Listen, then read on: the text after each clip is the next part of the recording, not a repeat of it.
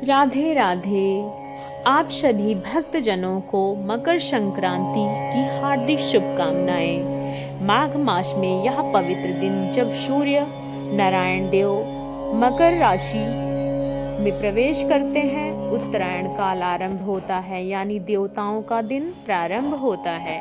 ऐसे पवित्र और शुभ समय को भगवान श्री विष्णु और सूर्य नारायण देव की कृपा और आपके परिवार पर सदा रहे, आप पर बनी रहे, यही प्रार्थना करते हुए आज श्रवण करते हैं भगवान सूर्य देव की उत्पत्ति की कथा, क्योंकि आज के दिन उनकी विशेष पूजा अर्चना का, उनकी कथा सुनने का विशेष महत्व है, जो अत्यंत फलदायी पुण्य भागी होती है।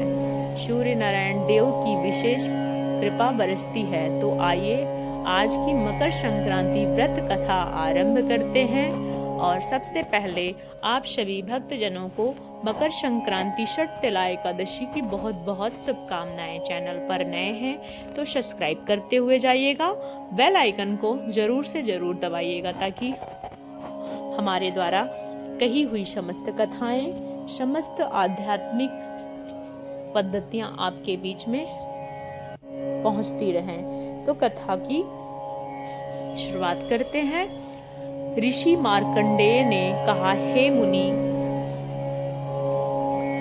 इस जगत की सृष्टि करके ब्रह्मा जी ने पूर्व कल्पों के अनुसार वर्ण, आश्रम, समुद्र, पर्वत और सभी द्वीपों का विभाग कर दिया। देवता, दैत्य और सर्प आदि के रूप पर और स्थान भी पहले भांति बनाए गए। ब्रह्मा जी के मरीच नाम से विख्यात जो पुत्र थे, उनके पुत्र ऋषि कश्यप हुए। उनकी 13 पत्नियां हुई, वो सब प्रजापति दक्ष की कन्याएं थीं। उनकी देवता, दैत्य और नाग आदि बहुत पुत्र उत्पन्न हुए। अदिति ने त्रिभुवन के स्वामी देवताओं को जन्म दिया। दति ने दैत्य और धनु ने महापराक्रमी और भयानक दानवों को उत्पन्न किया। विनीता से गरुण और अरुण 2 पुत्र हुए। खासा के पुत्र यक्ष और राक्षस हुए। कटु के नागों को और मुनि के गंधर्वों को जन्म दिया। क्रोधा से कुलाएं और अरिष्ठा से अप्सराएं उत्पन्न हुई। ईराने एरावत आदि हाथियों उत्पन्न किए। तमरा के गर्भ से शेनी आदि कन्याएं उत्पन्न। उन्हीं के पुत्र शेन यानी कि बाज, भांस, शुक पक्षी हुए। इस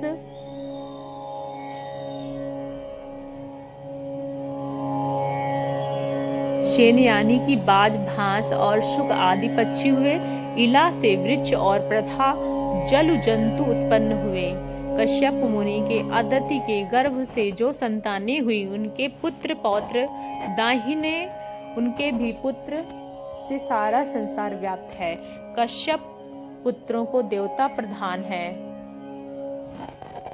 और वो सात्विक है, जो राक्षसी और कुछ तामसिक हैं। ब्रह्मवेताओं में श्रेष्ठ परमेष्ठी प्रजापति ब्रह्मा जी ने देवताओं को यज्ञ भाग का भोक्ता और त्रिभुवन का स्वामी बनाया, लेकिन उनसे सौतेले भाई दैत्यों, दानवों और राक्षसों के एक साथ मिलकर उन्हें कष्ट पहुंचाना आरंभ कर दिया। इस कारण 1000 दिव्य वर्षों तक उनका बड़ा भयंकर युद्ध हुआ। अंत में देवता पराजित हुए और बलवान दैत्यों तथा दानवों की विजय प्राप्त हुई।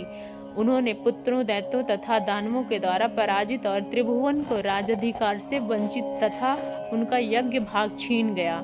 यह देखकर माता अदिति अत्यंत शोक से पीड़ित हो गए। उन्होंने भगवान सूर्य की उपासना के लिए महान यत्न आरंभ किया।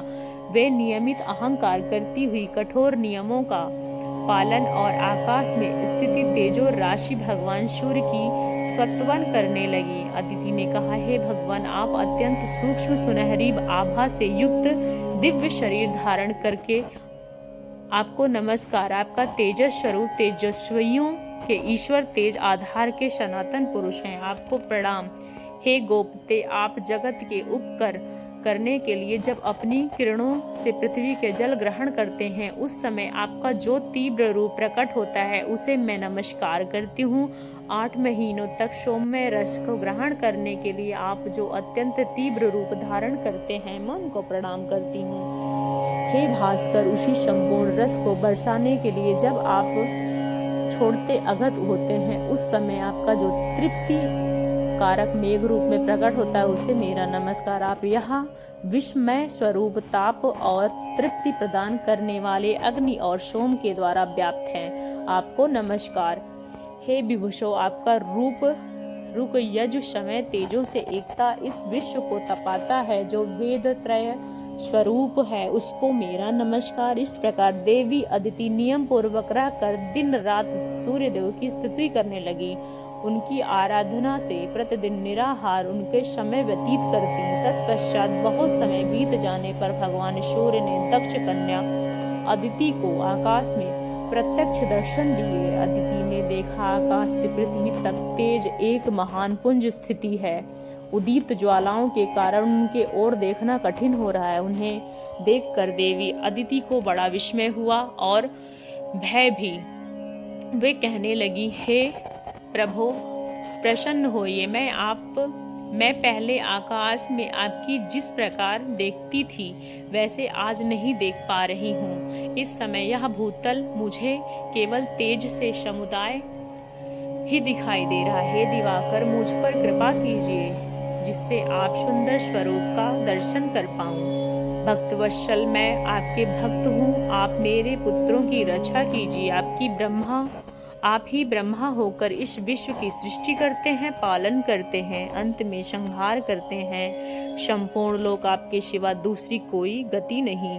आप ही ब्रह्मा, विष्णु, शिव, इंद्र, कुबेर, यम, वरुण, वायु, चंद्रमा, अग्नि, आकाश, पर्वत और समुद्र हैं। आपका तेज सबसे आत्मा है। प्रतिदिन आपके कर्म में लगे हुए ब्राह्मण भांति भांति के पदों की स्तुति यजन करते हैं। अपने चित्त को वश में कर लिया। हे योगनिष्ठ पुरुष, योग मार्ग से आपका ध्यान करते हुए परम पद को प्राप्त करते हैं। हे अदिति द्वारा प्रार्थना स्तुति करने पर भगवान सूर्यदेव अपने उस तेज को प्रकट हुए। उस समय वो तपाए हुए तांबे के समान कांतिमान दिखाई दे रहे थे। देवी अदिति उनके तब सूर्य नारायण देव ने कहा, हे देवी, आपकी जो इच्छा हो वर आप मुझसे मांग सकती हो।